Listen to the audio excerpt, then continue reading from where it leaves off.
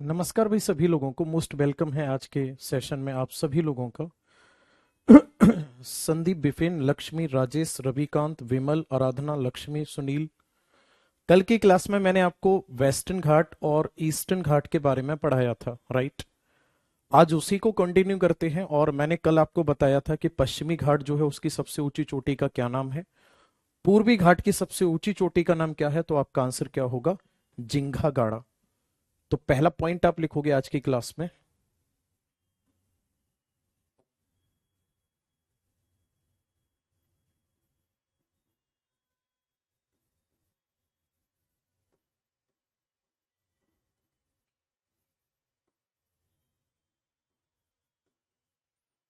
जो पूर्वी घाट है इसकी सबसे ऊंची चोटी कौन सी है?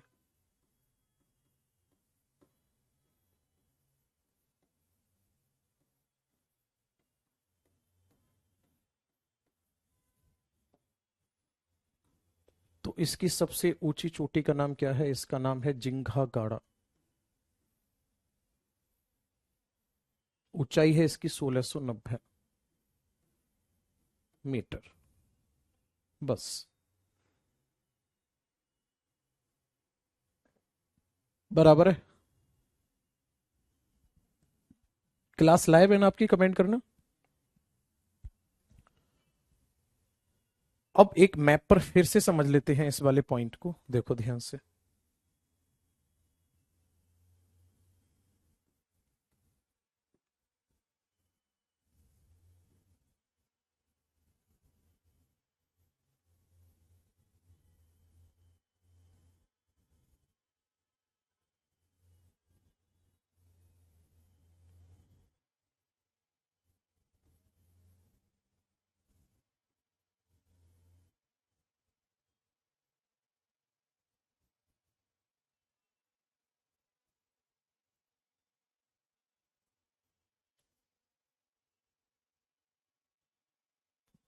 कल हमने क्या सीखा सर? कल हमने सीखा दो घाट हैं।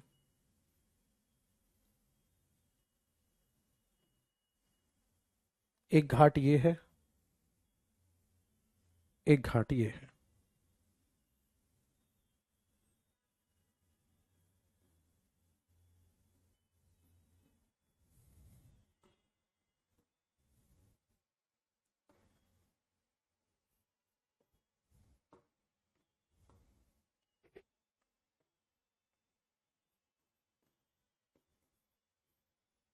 ये है पश्चिमी घाट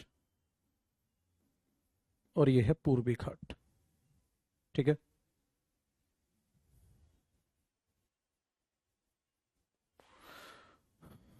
अब ध्यान से समझना, जो पश्चिमी घाट है और जो पूर्वी घाट है, इन दोनों घाट के बीच में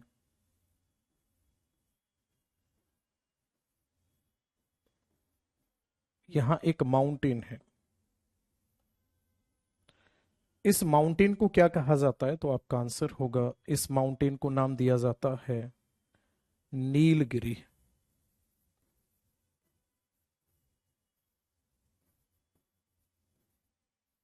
यहां कौन सा पर्वत है? तो आपका आंसर होगा नीलगिरी माउंटेन।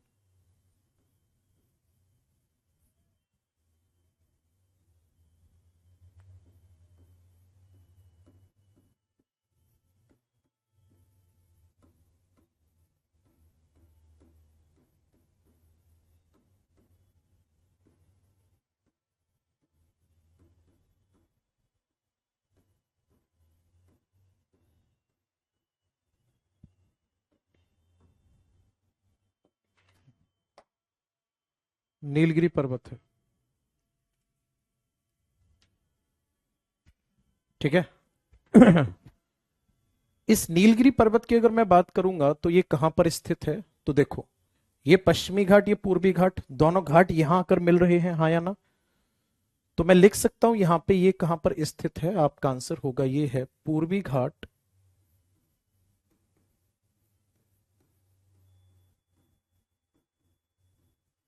और पश्चिमी घाट की संधि पर है।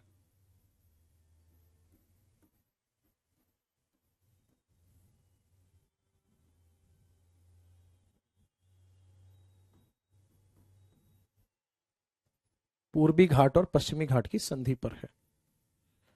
कहां कहां फैला हुआ है ये? तो ये फैला हुआ है तमिलनाडु में,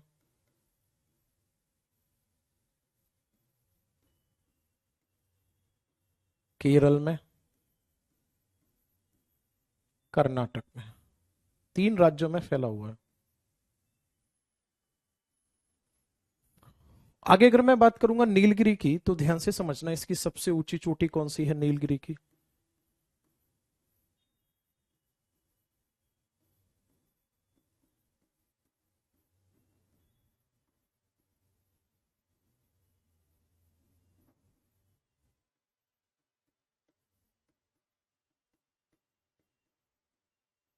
डोडा बेट्टा है, 2637 मीटर इसकी हाइट है। राइट।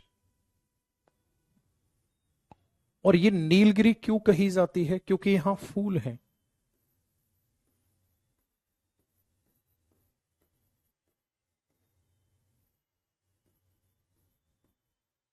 नील कुरिंजी फूल है। इस फूल के कारण जो पहाड़ी है वो कैसी दिखाई देती है? पहाड़ी नीली दिखाई देती है।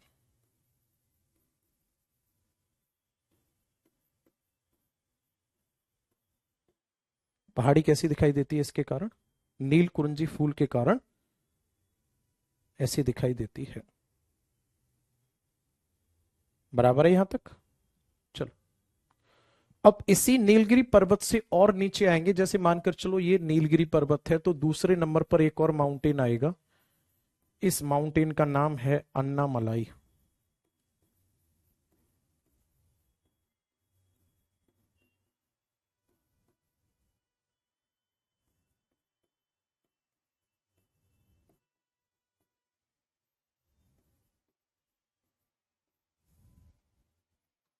इसका नाम है अन्नामलाई पर्वत।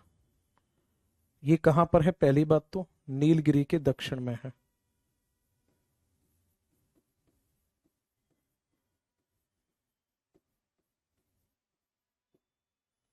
और मुख्य रूप से कहां फैला है ये?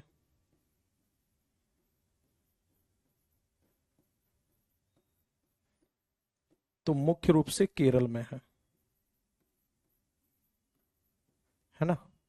देखो ध्यान से, ये रहा यहां।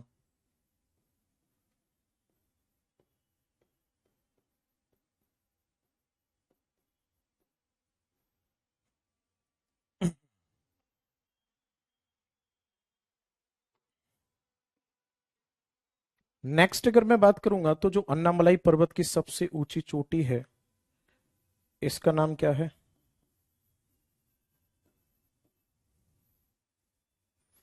अनाइमिडी है, 2695। और ये पर्वत जो है ना, ये पर्वत पश्चिमी घाट का हिस्सा है।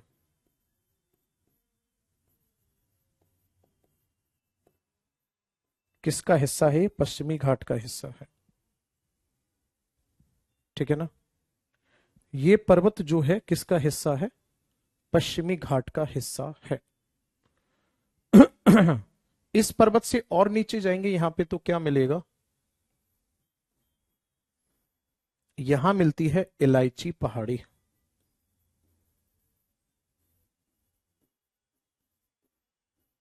और ये इलायची पहाड़ी कहां पर है? ये है केरल में। नोट कर दो भाई साहब। अनाइमिडी जो है, इसके 3 आंसर हैं। अन्नामलाई पर्वत की सबसे ऊंची चोटी भी यही है, पश्चिमी घाट की भी सबसे चोटी ऊंची चोटी भी यही है, और दक्षिण भारत की सबसे ऊंची चोटी भी यही है ना?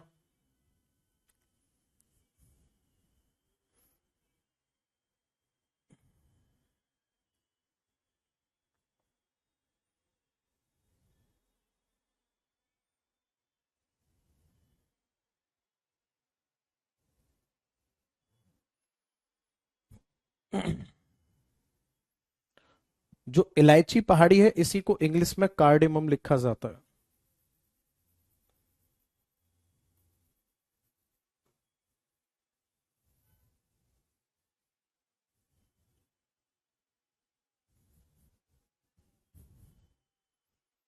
हाँ जी।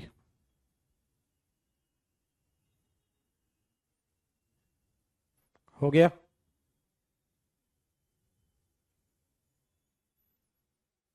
अनाईमुडी जो है ये दक्षिण भारत की भी सबसे ऊंची चोटी है।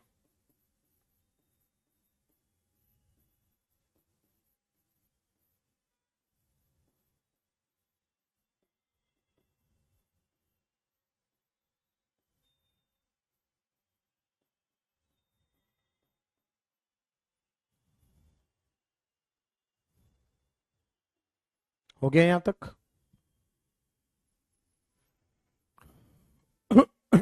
माउंटेन पूरे खत्म, कोई माउंटेन नहीं छोड़ा, सारे माउंटेन पढ़ा दिए आपको। ओके।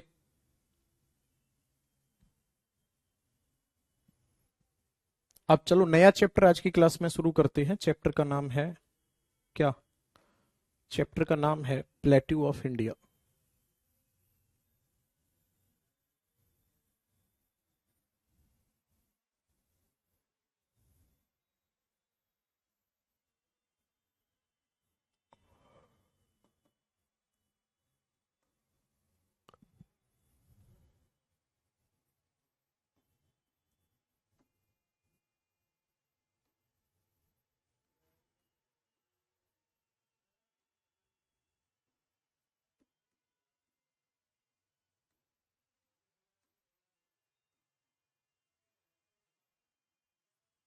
भारत के पठार।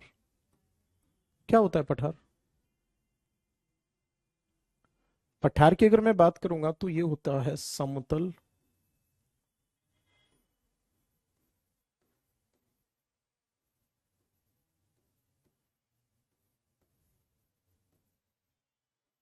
समतल उच्च भूमि होती है।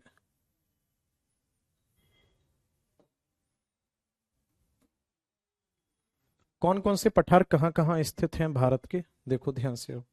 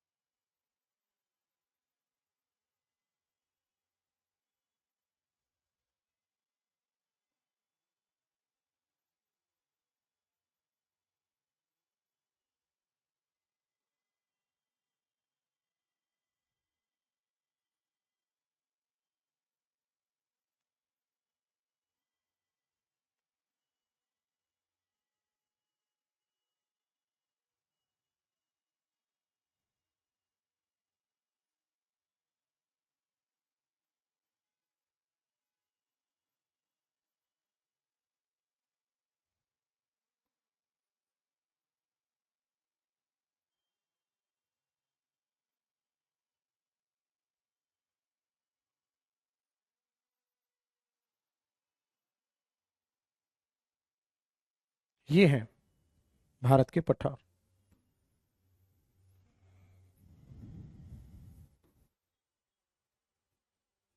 अब देखो ध्यान से।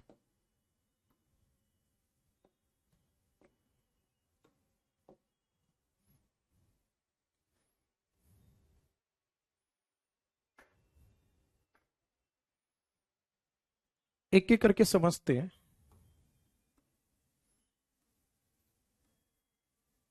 पहला भाग, दूसरा भाग और तीसरा भाग।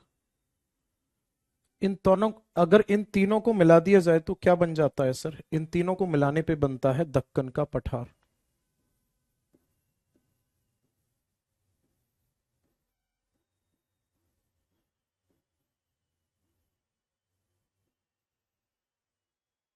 है ना।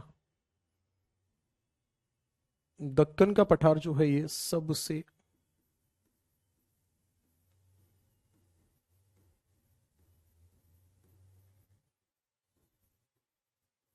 ये सबसे बड़ा पठार है, दक्कन का पठार जो, और इसके 3 भाग हैं।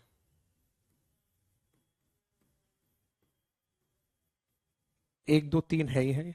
अब 3 भाग में पहला क्या कहलाता है? इस वाले भाग को कहा जाता है दक्कन ट्रैप। दक्कन ट्रैप वाले भाग की अगर मैं बात करूंगा तो पहला पॉइंट तो ये होगा कि ये बेसाल्ट चट्टान का बना हुआ है, यानी कि यहाँ पे काली मिट्टी अधिक पाई जाती है।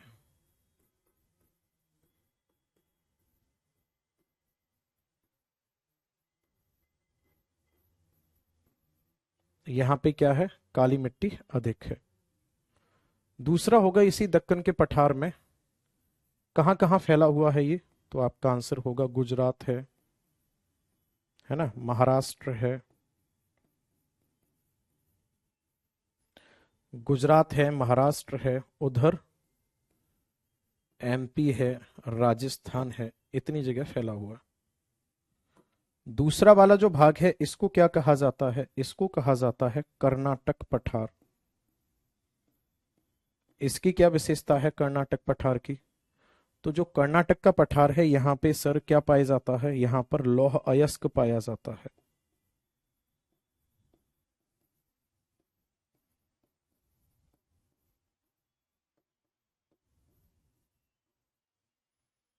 ये लौह अयस्क के लिए प्रसिद्ध है। तीसरा वाला जो है इसको कहा जाता है आंध्र प्रदेश का पठार।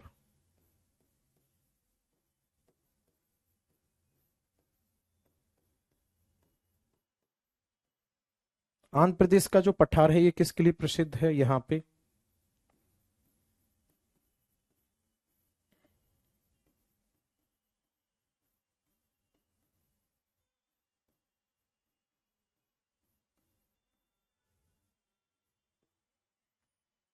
उपजाऊ मिट्टी पाई जाती है, और जो ये उपजाऊ मिट्टी पाई जाती है इसी वजह से यहाँ पर क्या होती है? धान की खेती अधिक होती है।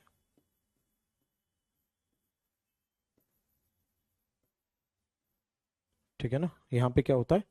धान की खेती अधिक होती है। पहाड़ बड़े नहीं होते, पहाड़ ऊंचे होते हैं। तो दक्कन का पठार जो है इसके 3 भाग हो गए कंप्लीट। अब ये वाला जो पठार है इसको कहा जाता है दंड का अरण्य।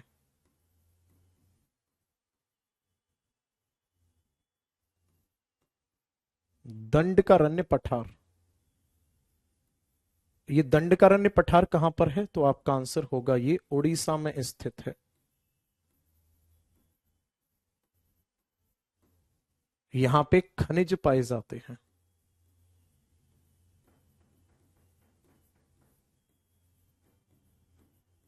लेकिन इनका यूटिलाइजेशन नहीं हुआ है, यानी कि ये आर्थिक रूप से पिछड़ा है ये।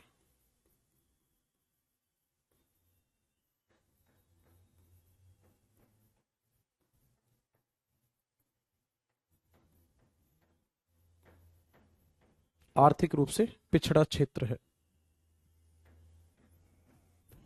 ये वाला जो पठार है इसको क्या कहा जाता है? इसको कहा जाता है मेघालय का पठार।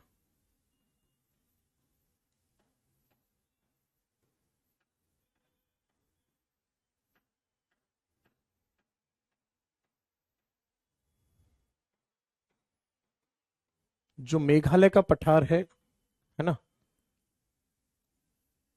इसको और क्या कहा जाता है?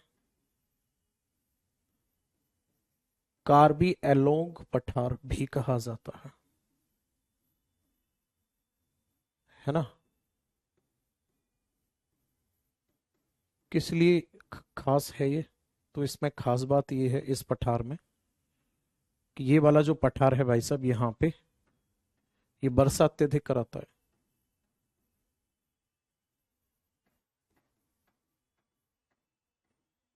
वर्षा कैसे करा देगा? मानसून रोक कर, मानसून रोक कर ये क्या करता है? वर्षा कराता है।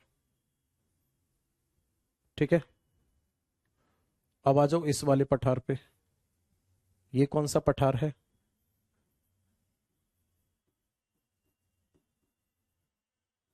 लद्दाख पठार है। जो लद्दाख का पठार है ये सबसे ऊंचा है।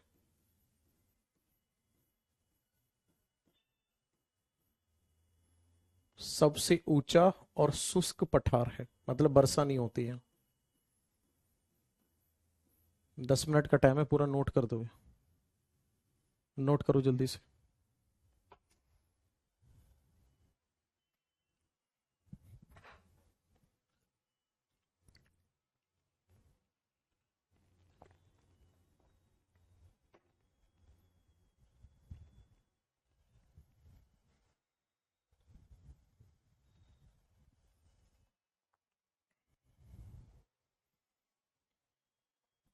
नोट करो इस वाले चैप्टर को।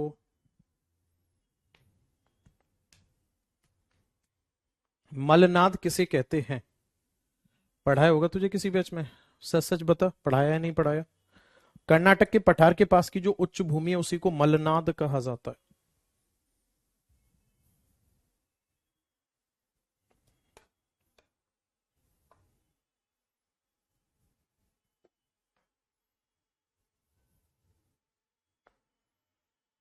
स्टैटिक जीके की तो कोई बुक नहीं आने वाली, यूपी कांस्टेबल की जरूर आ सकती है।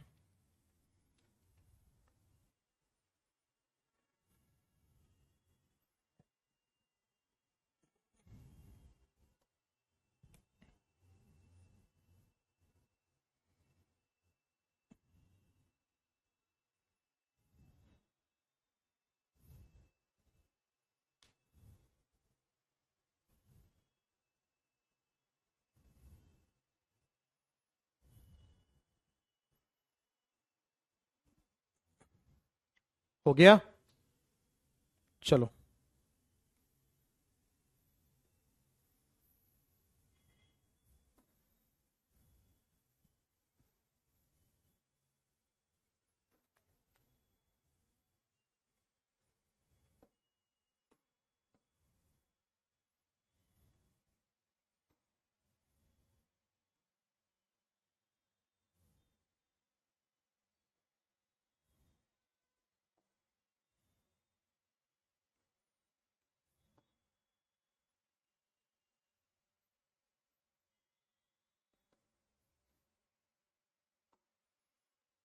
इसको क्या कहा जाएगा?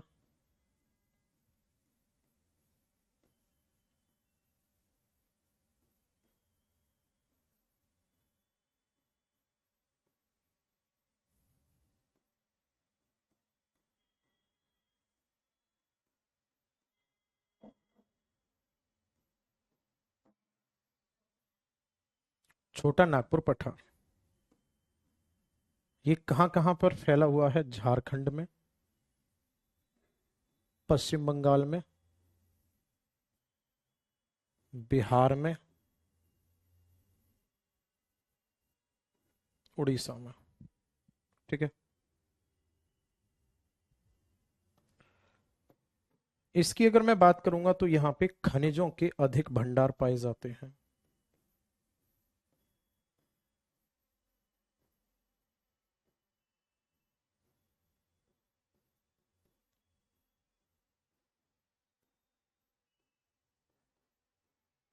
छोटा नागपुर का जो पठार है, अच्छा, अगर छोटा नागपुर के पठार में आपसे सिंगल स्टेट पूछ लेता है तो आप बताओगे झारखंड। छोटा नागपुर का जो पठार है यहाँ पे खनिज के अत्यधिक भंडार पाए जाते हैं। और यहाँ खनिज सेम वैसे ही पाए जाते हैं जैसे कहाँ पाए जाते हैं, जैसे पाए जाते हैं जर्मनी के रूर क्षेत्र में। जर्मनी में एक रूर नदी है, उस नदी के आसपास के क्षेत्र में बहुत सारे खनिज पाए जाते हैं। तो इसी वजह से फिर इसको क्या कहा जाता है, इस पठार को क्या कहा जाता है? इसे कहा जाता है रूर प्रदेश। या ऐसे लिखो इसको, इसे क्या कहा जाता है? भारत का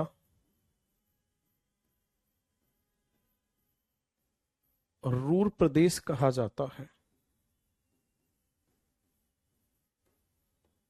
क्या कहा जाता है इसे? भारत का रूर प्रदेश कहा जाता है। बात बराबर है यहां तक? चलो। और रूर प्रदेश है क्या?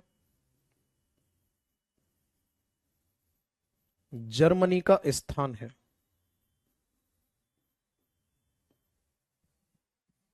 बराबर है। अब यहां पे देखो ध्यान से, कुछ ये A B C D करके पठार लिखे हुए हैं, तो इसमें देखो आप ए की जगह पे क्या आएगा? ए की जगह पर आएगा मालवा का पठार। मालवा का नहीं, मेवाड़ का पठार।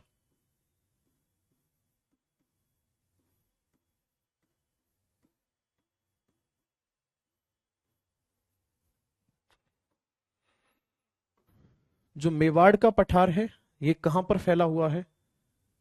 तो मेवाड़ का पठार फैला हुआ है एक तो राजस्थान में, राजस्थान में फैला है।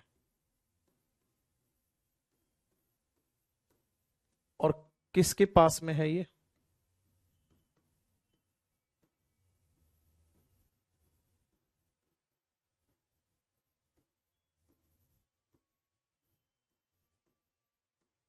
अरावली के पास स्थित है।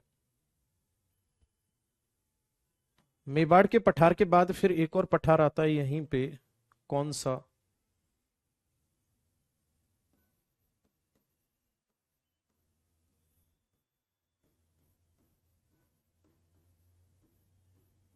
मालवा का पठार। जो मालवा का पठार है ये MP में फैला हुआ है और राजस्थान में फैला हुआ है। इस पठार के क्षेत्र में पाई जाती है बेसाल्ट चट्टान।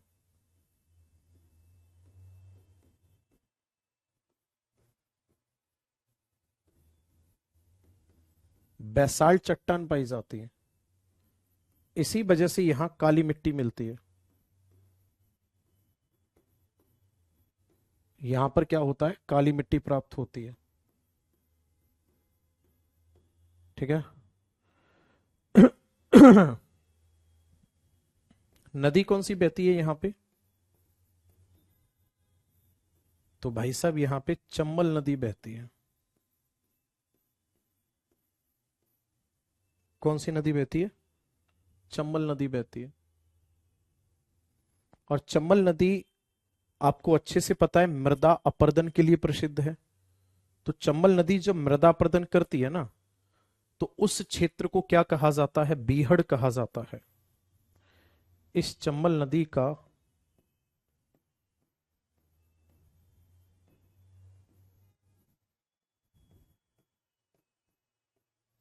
अपरदित क्षेत्र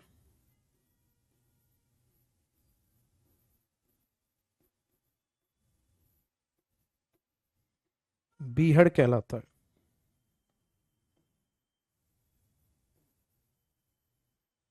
eroded area called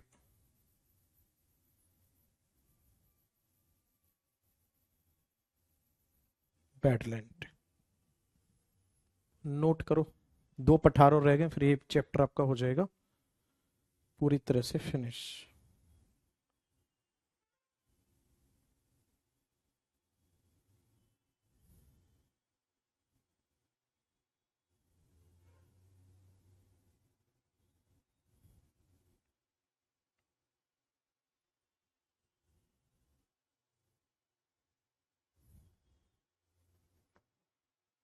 चंबल नदी की उत्पत्ति कैसे हुई? उत्पत्ति नहीं हुई, आप ये बोलोगे कि चंबल नदी कहां से निकलती है।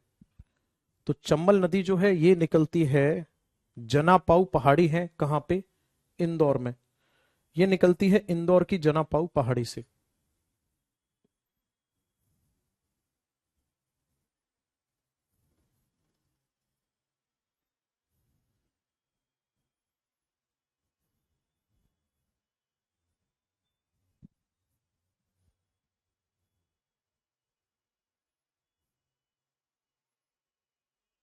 नोट हो गया?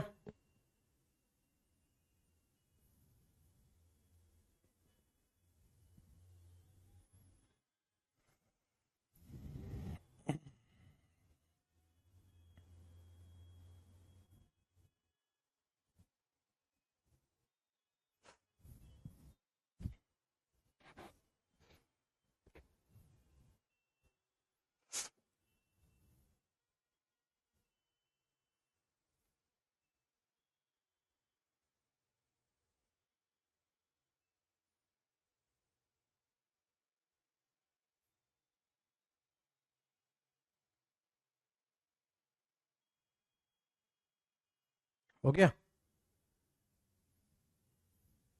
Very good.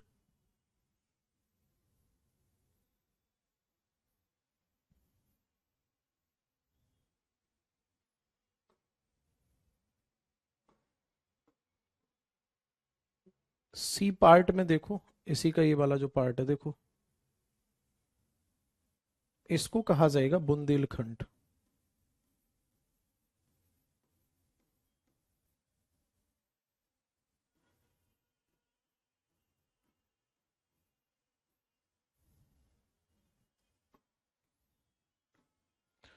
तो बुंदेलखंड का जो पठार है ये कहां पर है? यूपी और एमपी में फैला हुआ है। यहां ग्रेनाइट चट्टान मिलती है, और इन्हीं ग्रेनाइट चट्टान की वजह से यहां पे प्राप्त होती है कैसी मिट्टी? तो आपका आंसर होगा लाल मिट्टी। इसकी वजह से क्या मिलती है यहाँ पे? लाल मिट्टी मिलती है। और अगर मैं बात करूंगा बुंदेलखंड की, तो यहाँ पे कौन सी नदी बहती है?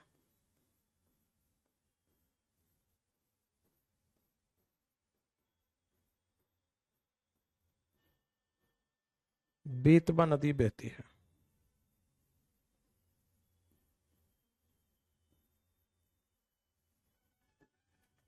ठीक है, कौन सी नदी बहती है? बेतवा नदी। इसके बाद फिर आती है डी नंबर पे,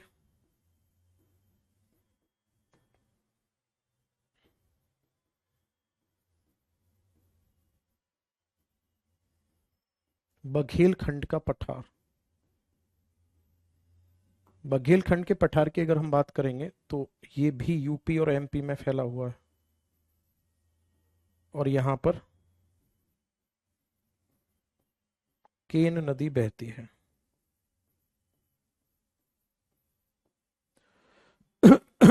और यहां पे बहती है बनास नदी।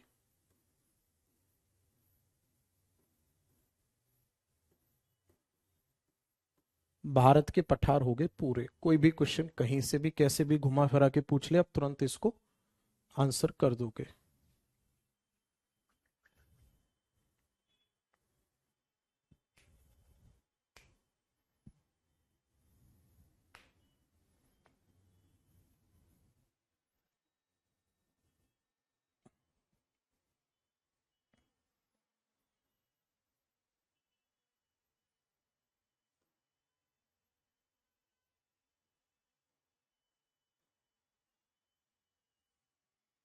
बुंदेलखंड प्लेट्यू।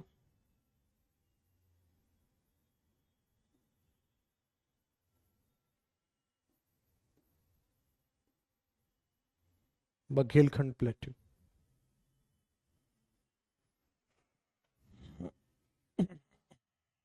बेतवा नदी जो है ये निकलती है साहब विंध्याचल पहाड़ी से। केन नदी निकलती है कैमूर पहाड़ी से।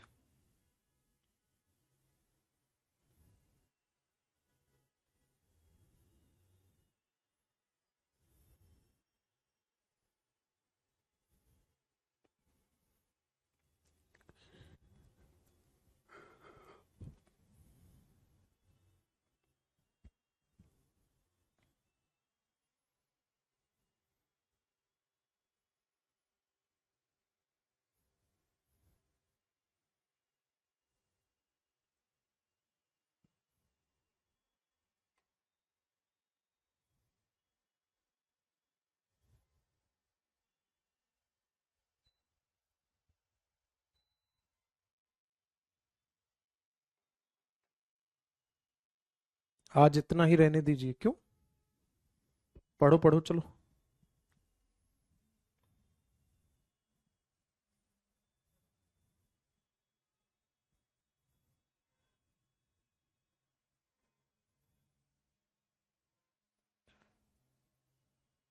सतपुड़ा पर्वत कराया नहीं था क्या?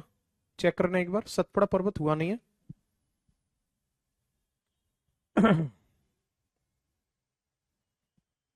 सतपुड़ा पर्वत कराया नहीं है क्या आज?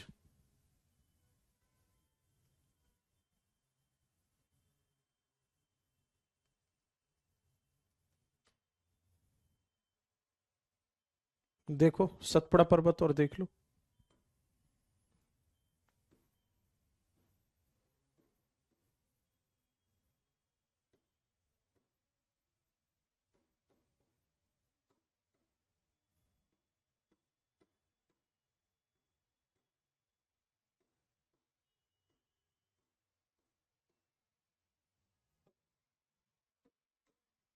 सतपुड़ा पर्वत जो है ये कहाँ स्थित है?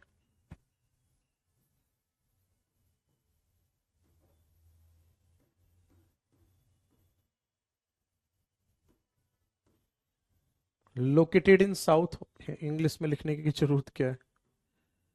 ये है सर विंध्याचल पर्वत के दक्षिण में।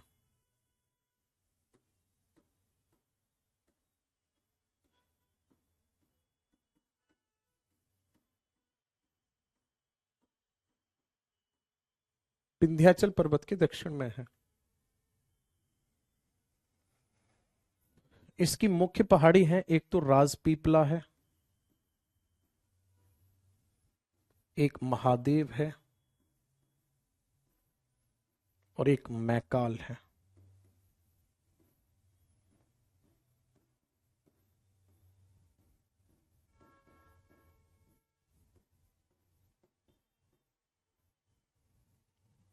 तीन पहाड़ी हैं। ठीक है, कहाँ स्थित हैं ये तीन की तीन पहाड़ियां? राजपीपला कहां पर है? ये है गुजरात में। महादेव कहां पर है? मध्य प्रदेश में। और मैकाल कहां पर है? ये पड़ती है एमपी और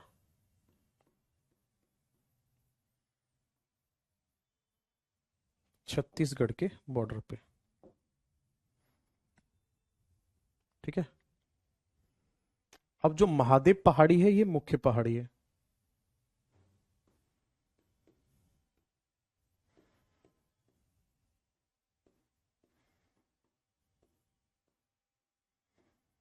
ये मुख्य पहाड़ी है।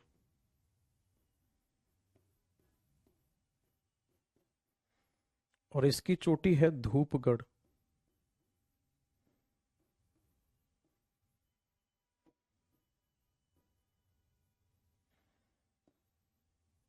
ऊंचाई है 1350।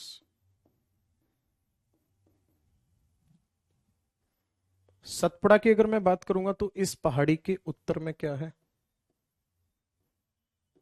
और इस पहाड़ी के दक्षिण में क्या है? उत्तर में क्या है सतपुड़ा के? तो आपका आंसर होगा नर्मदा रिवर है।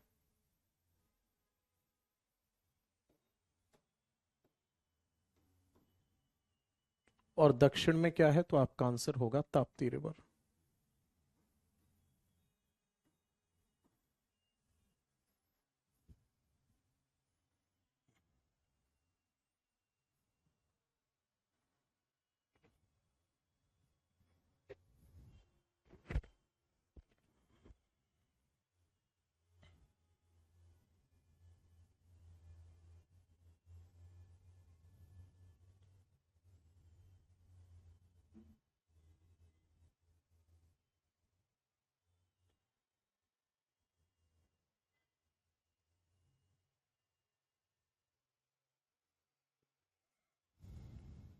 शिलोंग का पठार, मेघालय का पठार, या कार्बी एलोंग पठार एक ही बात है? आकाश आप बोल रहे हो शिलोंग का पठार नहीं कराया। शिलोंग का पठार मेघालय में स्थित है, करा चुका हूं मैं।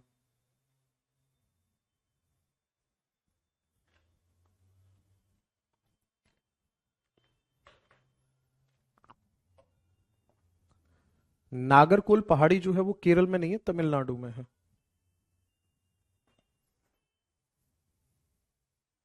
ठीक है, चलो नया चैप्टर करा दूं? सर आप चुप से क्यों लग रहे हो? ठीक हूं मैं, लग रहा होगा आपको। नया चैप्टर करा दूं? क्या हुआ आपको? अरे कुछ नहीं हुआ मुझे, क्या होगा? आज नई स्टूडियो से क्लास हो रही है, इस वजह से लग रहा होगा आपको साउंड में फर्क। मेरे साउंड में फर्क नहीं है, एक्चुअल में माइक चेंज हुआ है, पूरा स्टूडियो चेंज हुआ है। ठीक है, जो नया ऑफिस है, करीबिल का नया ऑफिस जो बना है, वहां से क्लास हुई है आज। तो पूरा स्टूडियो चेंज हो गया, तो साउंड पे इफेक्ट आ गया, है ना। और बोर्ड की हाइट है ज्यादा, मेरी हाइट पड़ गई है कम, तो इस वजह से थोड़ा अजीब सा दिख रहा होगा आपको। और ऐसा कुछ नहीं है कि मैं बीमार हो गया हूं या क्या हो गया। आज आपको बोर्ड पे थोड़ा छोटा दिख रहा होगा इसीलिए। चलो आज अब इसी बात पे एक नया टॉपिक पढ़ते हैं। टॉपिक का नाम है आइलैंड्स ऑफ इंडिया, भारत के द्वीप।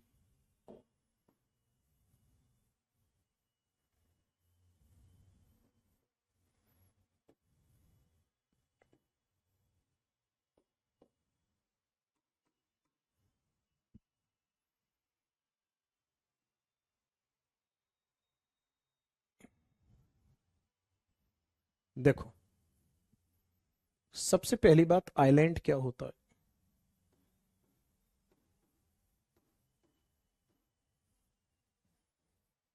आइलैंड या द्वीप क्या होता है? आइलैंड का मतलब होता है अपलिफ्टेड लैंड पोर्शन।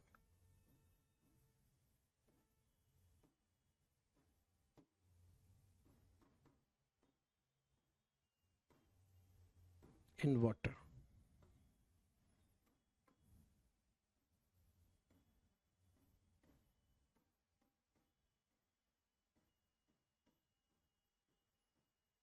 जल में उठा हुआ स्थल का भाग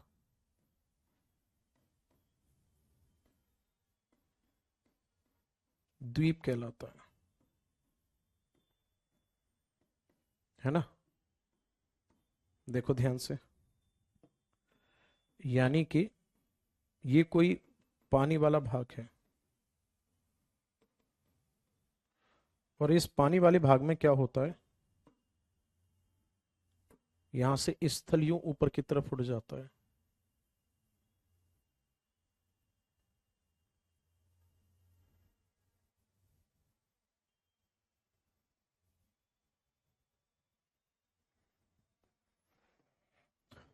तो इसी को क्या कहा जाएगा?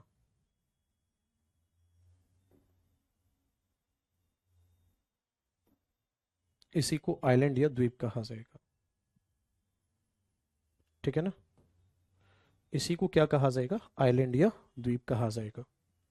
अब देखो ध्यान से,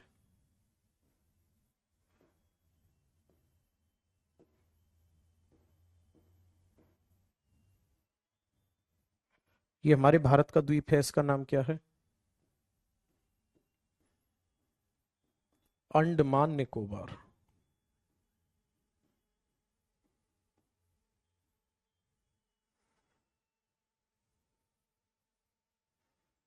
यहां पर एक द्वीप है, इसका नाम क्या है?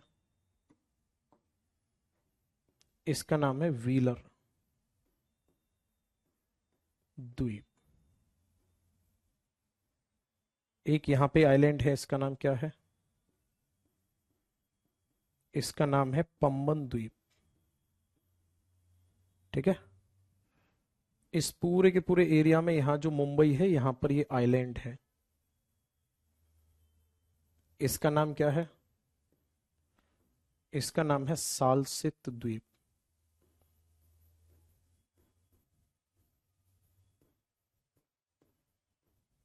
ठीक है?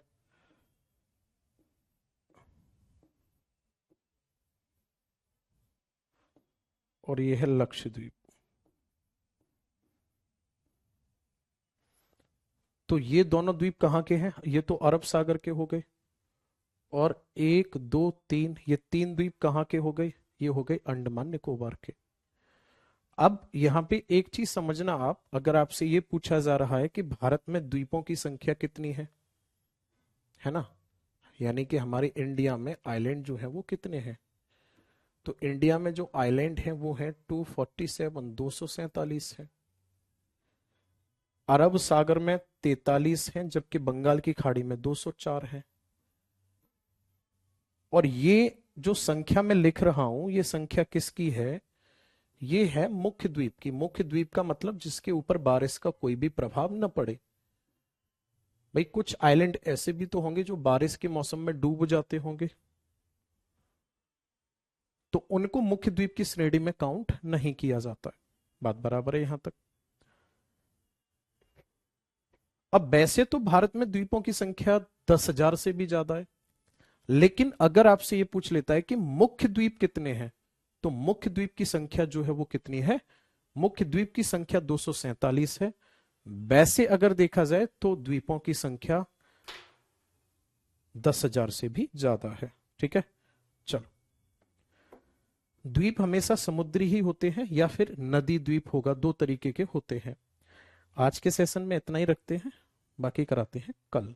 ठीक है, भगवान आप सबका भला करे, आपकी खुशियों को पूरा करे। आप हमेशा घर वालों का मान सम्मान करो। All the best, bye bye, take care.